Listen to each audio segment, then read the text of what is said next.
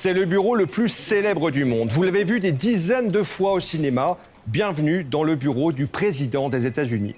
C'est une grande pièce ovale de 75 mètres carrés, de 5 mètres sous plafond, dessinée par Franklin Roosevelt en 1934 pour pouvoir travailler au calme avec ses collaborateurs. Alors il y a une tradition, chaque nouveau président redécore à sa guise le bureau ovale. Barack Obama, par exemple, aimait le crème, le beige et le papier peint rayé.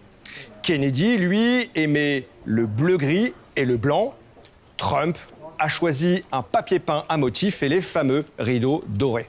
Ici, tout est symbole, le moindre détail a un sens. Prenez par exemple ce bureau.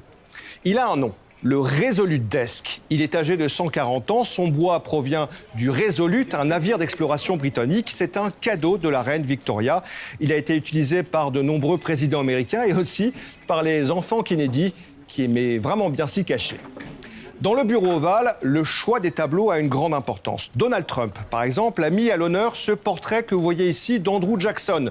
Peut-être parce que le 7e président des États-Unis avait un caractère bien trempé et aimait se présenter comme le pourfendeur des élites de Washington.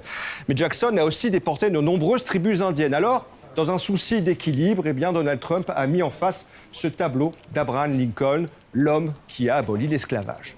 Sur le buffet, derrière, les présidents disposent souvent des photos de famille. C'est le cas de Donald Trump qui a mis les portraits de ses parents.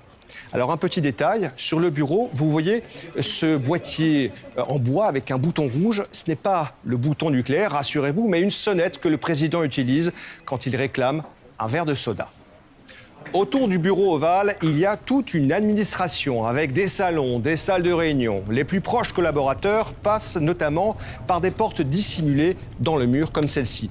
C'est aussi de ce côté que le président américain reçoit ses hôtes de marque assis devant la cheminée pour la traditionnelle séance photo. Par exemple ici, Donald Trump et Emmanuel Macron.